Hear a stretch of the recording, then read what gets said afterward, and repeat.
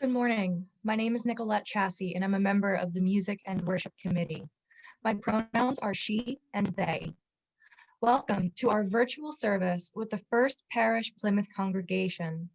These services will be posted on our Facebook page and on our YouTube channel. The first part of this service is recorded. Following the benediction, the recording will end. Then we will go into our candles of joy and concern. This section is not recorded. Our service today is entitled Imagine and is presented by our minister, Reverend Art Lavoie. Our technical director is Paul Melville. We hope that you stay for our virtual coffee hour after the service. Whoever you are, whomever you love, whatever you believe, wherever you are on your journey, come walk with us this hour. Let us walk together this hour. Our call to worship this morning is the poem I Dream a World by Langston Hughes. I dream a world where man no other man will scorn, where love will bless the earth, and peace its path adorn. I dream a world where all will know sweet freedom's way, where greed no longer saps the soul, nor avarice blights our day. A world I dream where black or white, whatever race you be, will share the bounties of the earth, and every man is free. Where wretchedness will hang its head, and joy, like a pearl, attends the needs of all mankind. Of such I dream my world.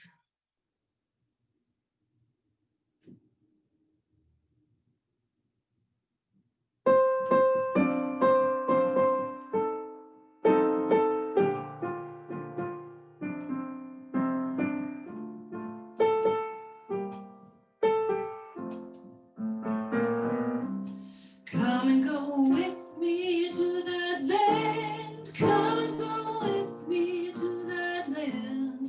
Come and go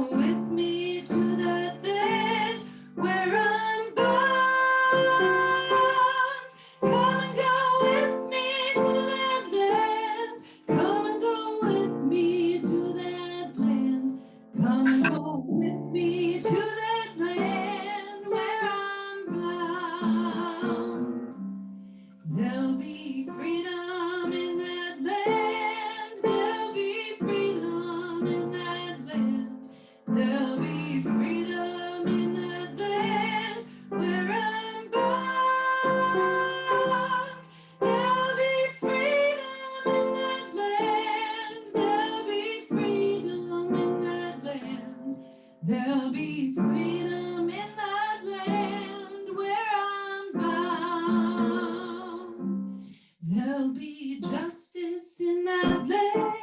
There'll be justice in that land. There'll be justice in that land where I'm bound. There'll be justice in that land. There'll be justice in that land. There'll be justice in that land where I'm bound. They'll be singing in that land. They'll be singing in that land. They'll be singing in that land where I'm bound. They'll be singing in that land. They'll be singing in that land. They'll be singing in that land where I'm bound.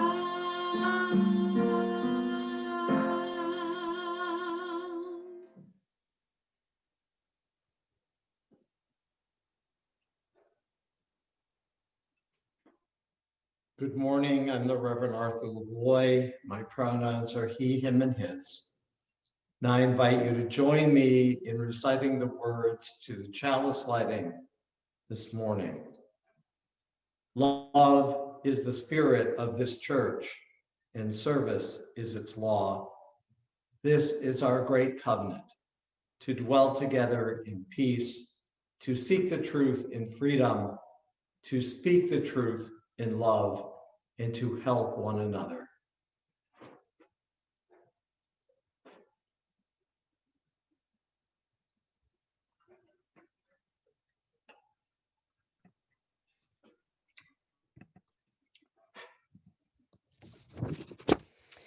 So this week, I'm going to talk about imagination and fairy gardens.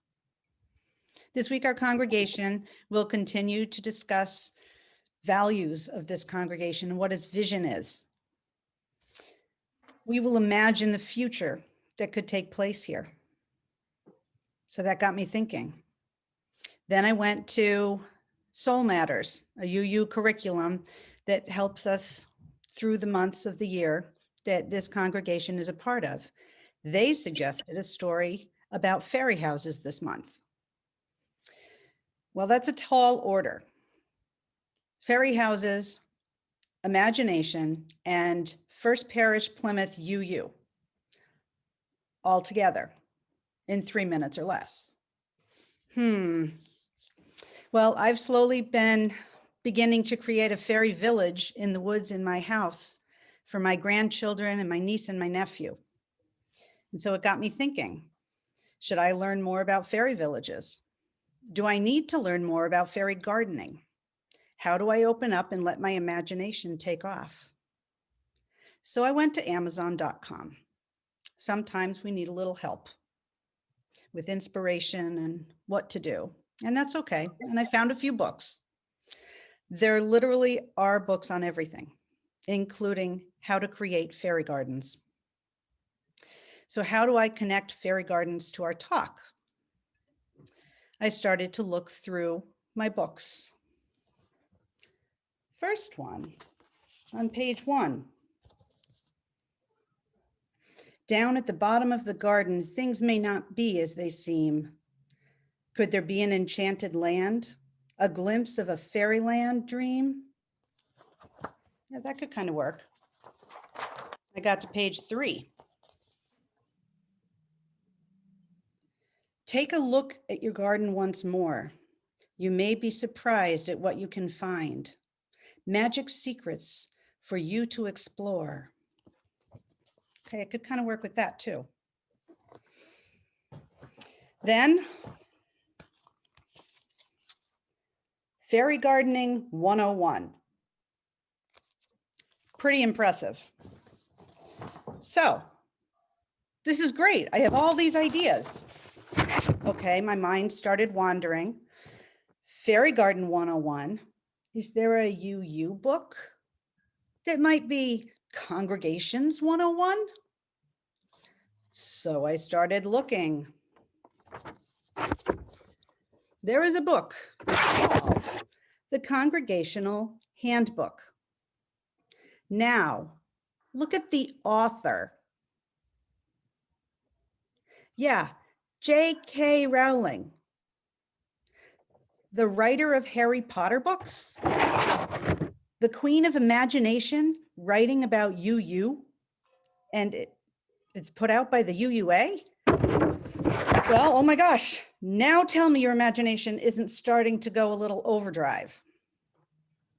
But being the daughter of a man who writes books and loves research, I had to check my facts. So I went to J.K. Rowling's website to see if this book was listed. Guess what? It wasn't. Kind of felt like I should leave you hanging, but I had to tell the truth. So I cross-referenced. I went to the UUA website, to the bookstore called In Spirit.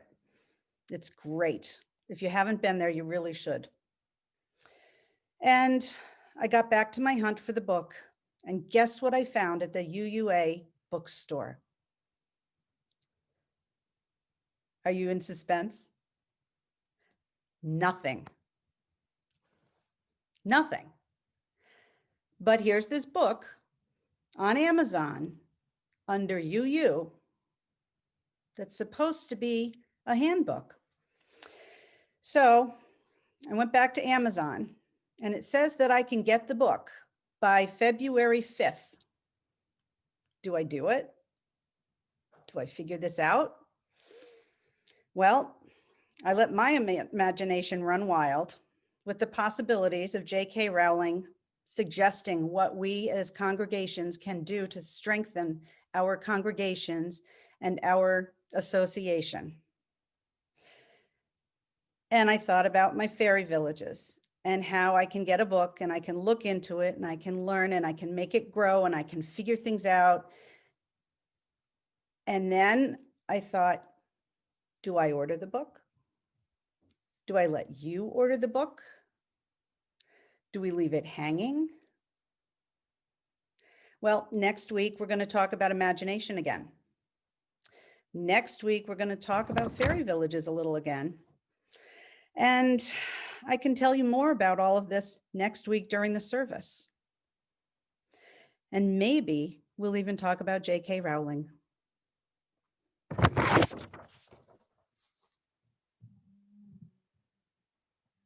Today's reading is On the Pulse of the Morning by Maya Angelou, an excerpt. It's a fairly lengthy poem. Today, the first and last of every tree speaks to humankind. Here, root yourselves beside me. I am the tree planted by the river, which will not be moved. I, the rock, I, the river, I, the tree. I am yours. Your passages have been paid. Lift your faces. You have a piercing need for this bright morning dawning for you. History, despite its wrenching pain, cannot be unlived, and if faced with courage, need not be lived again. Lift your eyes upon the day breaking for you. Give birth again to the dream. Women, children, men, take it into the palm of your hands. Mold it into the shape of your most private need. Sculpt it into the image of your most public self. Lift up your hearts. Each new hour holds new chances for new beginnings. Do not be wedded forever to fear, yoked eternally to brutishness. The horizon leans forward, offering you space to place new steps of change. Here, on the pulse of this fine day, you may have the courage to look up and out upon me, the rock, the river, the tree, your country. No less to Midas than the mendicant, no less to you now than the mastodon then. Here, on the pulse of this new day, you may have the grace to look up and out, and into your sister's eyes, into your brother's face, your country, and say simply, very simply, with hope, good morning.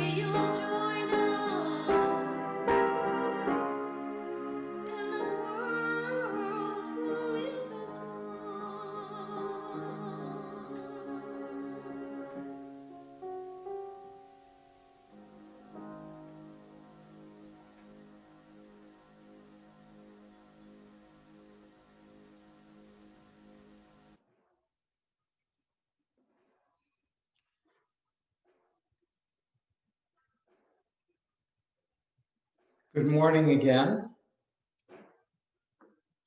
How has this week been for you?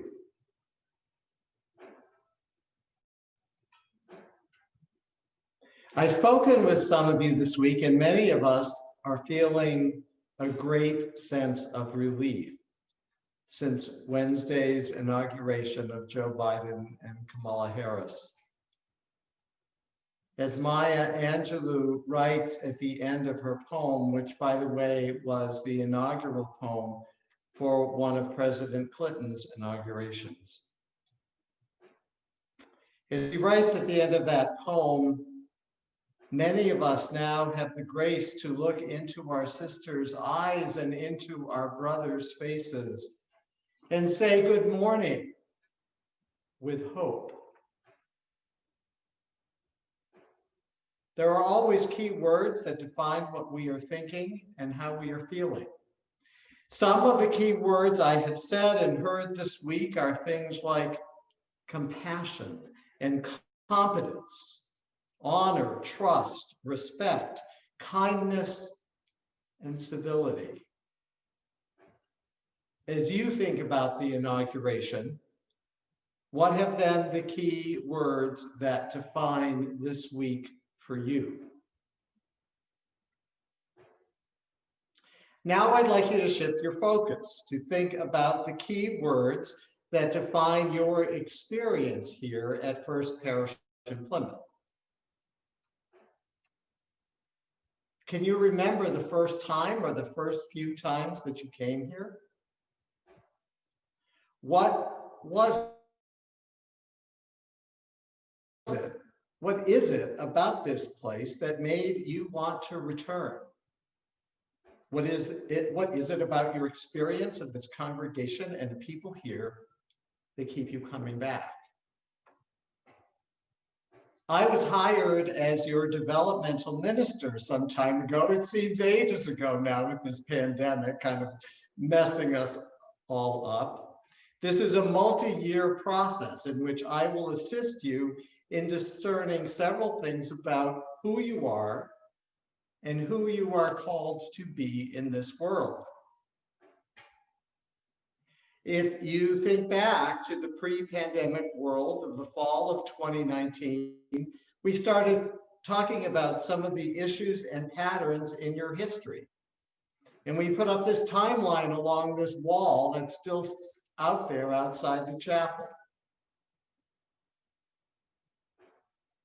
Then on the last Sunday that we met together on March 9th, we began a conversation about the values that are most important to the life of this congregation.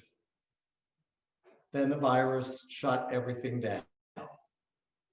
So we're returning to that conversation about values and ideals this morning. In a couple of minutes, we will be divided into small breakout groups for the next 12 to 15 minutes that will be led by a member of the parish committee or transition team. You will be asked to speak of things about this church and the people here that keep you coming back. The values and the qualities that make First Parish in Plymouth a place where you want to be involved. We're looking mostly for key words here, not long sentence or phrases. What are the key words that exemplify, that identify the values that you want to see moving forward? This part of our service will not be recorded. Well, Paul will edit out this piece because you can't post all these different groups. You can't record all the different groups.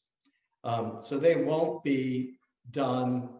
What I'm trying to say is there will be an opportunity for a lot of privacy there. And anyone in the group can pass. You don't have to speak. We would love to hear from everyone, but people can just observe the dynamic and what is being said in the groups. So I'd like you to reflect on the values and qualities of First Parish in Plymouth, while Paul does his Zoom magic to divide us up. Since each person will only have a limited time to speak, please be prepared to be succinct. We will come back together at the end and share the results of the small groups, and we'll have the closing hymn and the benediction, and then move into joys and concerns and the rest of our service. Let us imagine together the kind of church you want to be and you want to create here at First Parish in Plymouth. Amen and blessed be.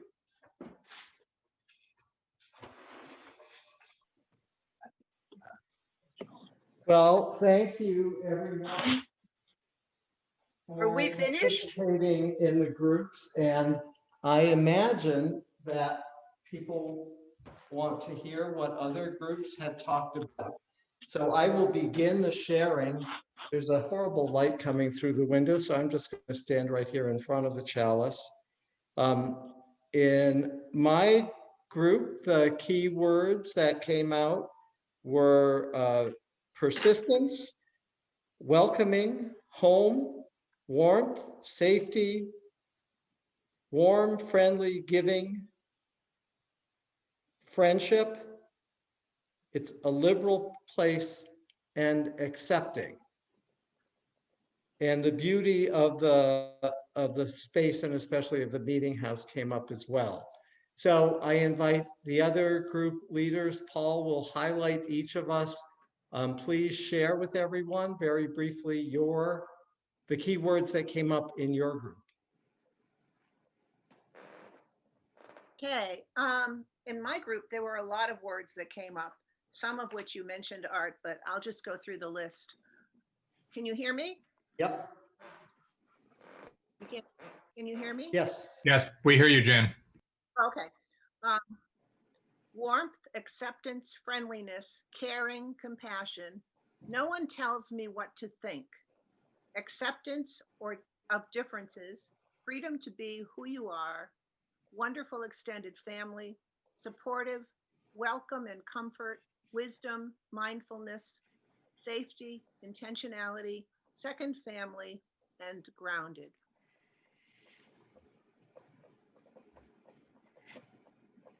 Julia.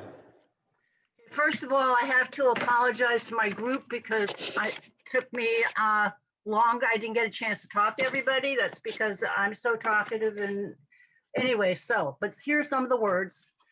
Absolutely welcoming and kind congregation, acceptance of others and their beliefs, accepting of diversity, a responsibility to teach our children conscience and integrity, a feeling of wanting to be part of the community and be involved in that. Thank you, Julia. Hi, Linda. Hi, we have a long list, so I'm just going to read through it. Connected to family and community, religion as singing, understanding a thoughtful way to think about what's happening in the world, feeling grounded. Let me see, reflecting on what's happening, value of community, loving community, church friendships,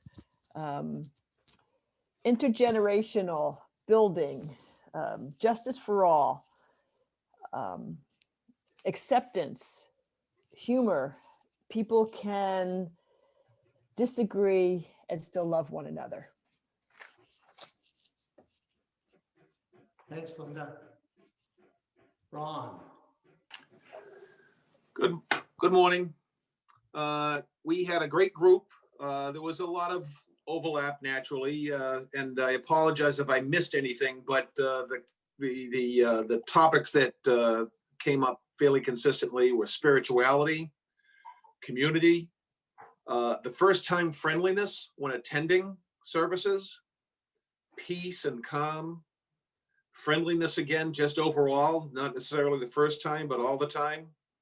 Social action and justice, freedom from creed, feel better after the service than I did before, and creativity. Okay, thank you, Ron. And Anne. Hi. Our words were honesty, welcoming, community, openness, people, action, responsive, inspirational, challenging, challenges your comfort zone, aspirational, be your best selves, love.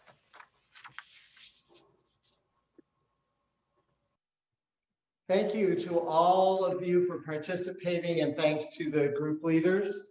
I invite us now to join. Let me just check my order of service, make sure that I'm right. Yes, to join in singing our closing hymn, We'll Build a Land.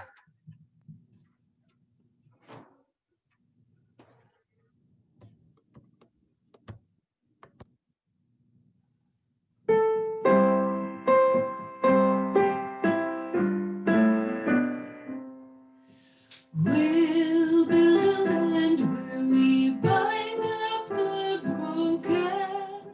We'll build a land where the captives are free, where the oil of gladness dissolves the morning. Oh, we'll build a promised land that can be. Come, build a land where sisters and brothers, anointed by God, may then create peace, where justice shall roll down like waters, and peace like an ever-flowing stream. We'll build a land where we bring the good tidings to all the afflicted and all those who mourn, and we'll give them garlands instead of ashes. Oh, we'll build a land where peace is born. Come, build a land where sisters and brothers, anointed by God, may then create peace, where justice shall roll down like waters, and peace like an ever-flowing stream. We'll be a land building up ancient cities, raising up devastations from old, restoring ruins of generations. Oh, we'll build a land of people so bold. Come, build a land where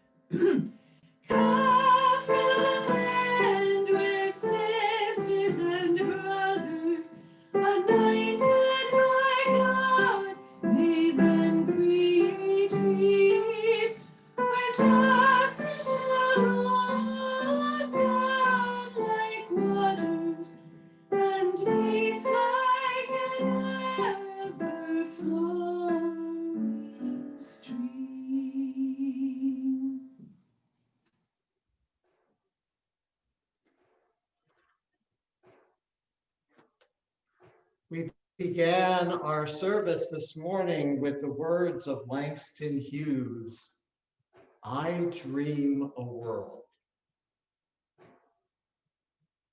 We have spent a little bit of time dreaming the world, dreaming actually the church that you want to be in this world. It is a new beginning in lots of ways for us. Things will be very different when we emerge from the pandemic. We have a new administration in Washington.